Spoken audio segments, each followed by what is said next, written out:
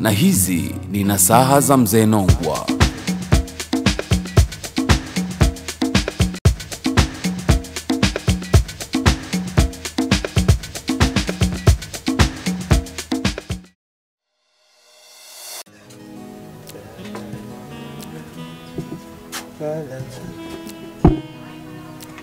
Kushakuja.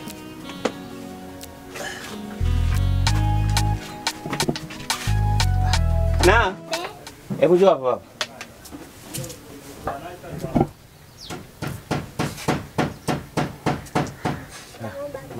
Mama mzima kabisa. Mzima. Wewe chuo leo ulienda? Sijaenda. Kwa nini tena? Ustazi kafiwa. Sawa. Sasa babu, mimi nilikuwa nataka kutoka kwenda mizunguko yangu. Lakini nimeona lazima nikupe maagizo yangu, maana dunia lenyewe babu lishaoza. Umeelewa? Nimekuelewa baba. Nikitoka hapa, ukiona muda wa ibada umekaribia, tia uso ukaswali.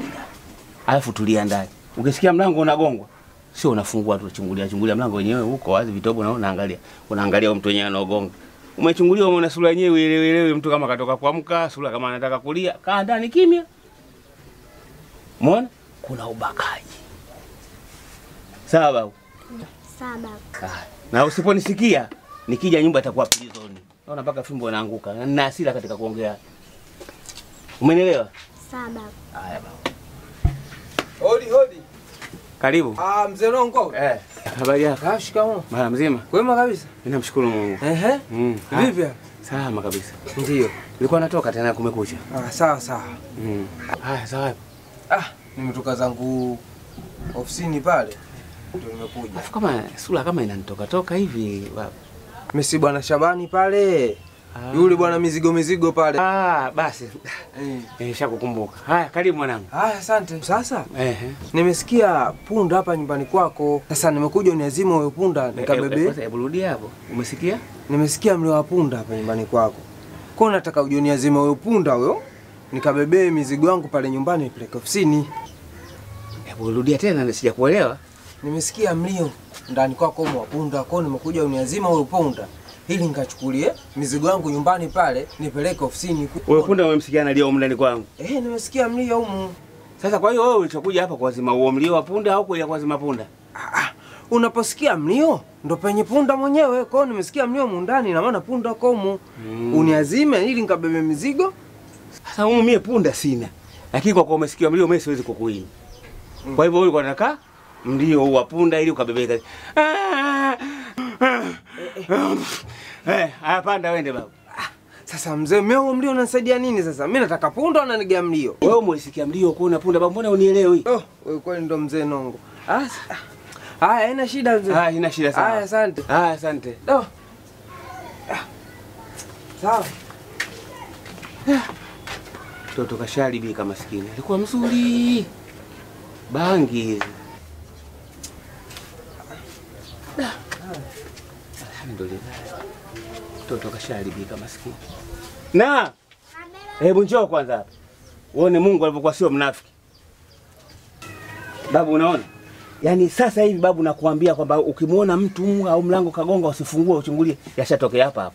Sasa hivi yashatokea hapa. Babu sisi tunafuga punda huko. Basi kaja mtu hapa anakuambia, kaniamkia, babu nimesikia mlio wa punda, naomba punda nikabebe mizigo yangu. Na muangalia uso kama macho anacheza, roho inampiga, nikatizama alafu aliposogea karibu nikasikia harufu bangi. Kavuta bangi mpaka kichwani, kasikia punda analia uani kwangu. Sasa tusipoangalia, anza kaja na bunduki, kasikia kuna ngedele mbabu, akaona ile poli akakupiga bunduki. Nyumba hii kasikia analia na punda. Sasa umeona babu leo kasikia mlio wa punda, kesho anaweza kaja na bunduki kasikia mlio wa mbala, anaweza kaja kutupiga. Ukisikia mlango nimekwambia usifungue.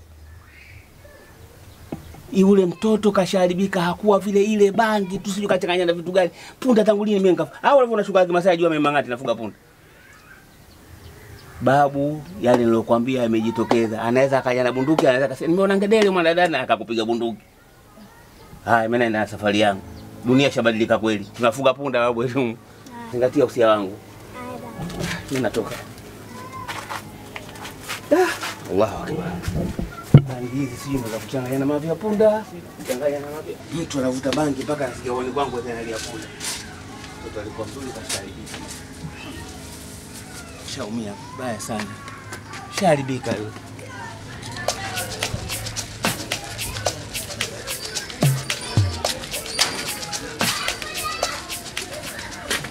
Ndugu zangu, nilichokutana nacho jana ni hatari. Kipi? Halo, nimekutana na nyoka kule shambani kwangu. Nyoka mwanangu kama paja. Bonge la joka rafiki yangu mpaka mbuzi. Mpaka mbuzi hatari hiyo. Tulia sasa. Mpaka mbuzi kameza usicheke. Mpaka mbuzi kameza. Mwanangu. Hatari. Mimi katoka pale panga kila kitu nimeachapa hapo mbio. Acha uongo wako bwana. Huo uongo. Mnakataa? Mimi nakukatalia. Baba, nyoka kameza mbuzi nimekutana nao shamba.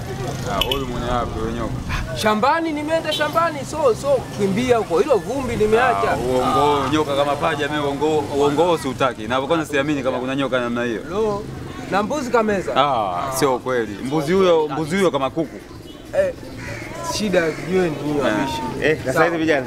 Sawa mzee. Sawa kabisa. Lazima sio. Sogea na wewe tukae hapa. Naona story vipi? Safi bwana. Jioni kuna semaji. Naona mikono namna hii maongeza mbele. Anatuongopea huyo. Huyu bwana. Anasema kaona nyoka kama paja na anameza mbuzi. Mimi naambia nakataa babu. Bonge la joka. Wanakataa. Leta kweli mzee. Yaani ukaona nyoka kama paja. Hapo anameza mpaka mbuzi, anasema mbuzi huyo kama kuku ameze huyo nyoka. Afu kwa hiyo nyinyi mko mnambishia huyo. Mimi nimembishia huyo. Nangu msimbishie. Kwanza sasa hivi nyoka wakubwa hamna. Hakuna. Nyoka wakubwa? Nyoka wakubwa ilikuwa enzi zetu sisi. Ndio mimi nimekulia Tanga kwenye mashamba ya mkonge. Wakati huo enzi ya mashamba yale, mafumani walikuwa wazungu. Ndio. Yaani mashamba yote yalikuwa ya wazungu. Ndio. Walikuwa wanatembelea na mipikipiki mikubwa tunaita trunk enzi hizo. Kubwa zile. Pikipiki kubwa. Yaani kama hizi sijui ujue nini kama tatu kwa pikipiki. Watu wanangu nakwambieni kuna nyoka mmoja alimmeza yule mzungu na pikipiki yake. Umeona? Sasa nyewe nyoka kanyoka mbuka meza mbuzi ndio mnabisha msibishe. Usimbishie hata kidogo. Nyoka kumeza mbuzi. Inawezekana hata wasiwasi hapo. Ndio wawe mkuu anameza mbuzi wewe mbuzi. Ila nakwambia nyoka kameza pikipiki na mzee mimi siamini. Subiri kidogo hapo mzee. Nyoka kama paja nimekubali nimemwona mwenyewe. Ila ameze pikipiki. Nyoka kabeza pikipiki. Ameze mtu kitu kama hicho hapo. Kwa hiyo nyinyi kwa akili yenu na sasa hiyo mnakataa. Mimi nakataa. Sasa nisikilizeni. Kwani nisikilizeni. Kwa sababu ubishi una vitu vingi. Ndio. Kuna ubishi unataka kujua. Ndio. Kuna ubishi unataka ubishe tu watu wakuone ukaone yule mzee kambishia mzee wa Nongwa. Ndio. Na kuna kubishi wengine unajua lakini hujui. Ndio. Sasa nakwambieni hivi vitu vyenye nguvu sasa hivi vyote hamna, ndio maana hata nguvu sasa za kujifunza mtu atengeze sijui machuma anyanyue. Ndio. Kijijini kwetu sisi kulikuwa na mzee mmoja anaitwa tani 5. Tupe na tani 5. Tani. Ukiwa unataka kujenga nyumba unamuita nyumbani kwako. Unapatana. Nyumba vyumba viwili na ukumbi na mpaka nyasi ya kuwekea mzigo wake huu. Mmoja. Zanongo huyo. Mzigo huu. Mzigo mmoja. Mpaka miti mingine unabakia unafanya kuni. Mtaisha. Hapa mzee katupigia kamba na hiyo na hiyo katupigia kamba. Huyo ndo mzee wa Nongwa. Hiyo katupigia kamba. Unajua nisikilizeni. Nimekwambia hivi watu wa zamani hata kula. Tofauti na sasa. Yesu mnafanya kitonge kile kwa mama ntile nda. Mimi na babu yangu mzaa bibi. Babu mzaa bibi unamjua wewe? Baba mkubwa yani. Ndio. Kule Kilwa kule. Eneo moja linaitwa Ingilito. Ndio. Siku hiyo nimekwenda mimi namkuta bibi yule anapika ugali wa mtama kilo moja na kunde kilo moja. Ndio. Akatandika kimkeka chini ya mchungwa hiyo. Akamtandikia babu, akampelekea ule ugali kilo moja na kunde. Ndio. Naambia babu, bibi sasa babu yako sababu katoka shamba, nimemwahi kwanza afungue kinywa. Yaani ule ugali kilo moja na kunde kilo moja anampelekea yule babu afungue kinywa. Kwa pamoja vyote yaani kapeleka kafungua kinywa kama mtu kanywa chai asubuhi. Alafu unakuja. Sasa mchana ndo anamwandalia shughuli. Mimi ndio sasa unaona kunde na ugali. Kunde kilo moja. Na ugali wa mtama kilo moja. Yule babu bibi anampikia babu, yani yeye ndio kifungua kinywa kama cha chai. Chakula kamili kinakuwa mchana. Sasa mniulizi mchana anakula vipi? Nyinyi yeye ndio tatizo lenu. Mzee Nongwa. Mzee Nongwa. Mimi kweli nikwambia kabisa nimechoka. Hapo wewe mzee ushatufunga wewe vya kutosha. Hapo bwana uongo umezidi hapo. Usimcheke mzee, wewe mwenyewe uliniongopea. Ukazidi. Wewe mwenyewe uliniongopea hapa. Nyoka wenye wakubwa wapo kama nilivyokuambia ni mie, lakini sio nyoka mpaka watu. Wakati huo Yanga yakinatambulea hivi. Alikuwa mchezaji mmoja anaitwa Gibson Sembuli, basi ule mpira wa kutenga goal kick. Unajua ile goal kick anaweza kupiga mwenyewe au akampa mchezaji kupiga. Akamwekea Gibson Sembuli, ilikuwa anacheza na timu moja inaitwa Pan Africa. basi aliwekewa pale Gibson Sembuli, alipiga shuti, lilimaliza hii kwenye 18 yake, kwenye semiseko likavuka likaenda huko, golikipa kakadaka mpaka kaingia na nyavu, katoka golikipa mpaka ule pila nje, golikipa. Mzee Nongwa huyo. Mzee Nongwa huyo. Hapo tena hapo kwanza mzee. Unaona tatizo lenu. Naona hiyo tena hiyo ndio mmepiga kamba. Nimekwambia sasa hivi watu wenye nguvu hamna. Wewe angalia hata vigali vyenu mlivyopigwa kwenye hoteli tani. Vigali vile mtu kuweka kwenye hoteli kaita. Sasa vile watu wa zamani vile vigali kama vile samambia hesabu tu chungu yako vingapi kama viko 200, 150 anapiga anaondoka. Ni tatizo lenu. Mmepitwa na wakati, si hatujapitwa na wakati. Ya kwenu tunayaona, ya kwetu hamkuyaona. Nyinyi ndio mlopitwa na wakati.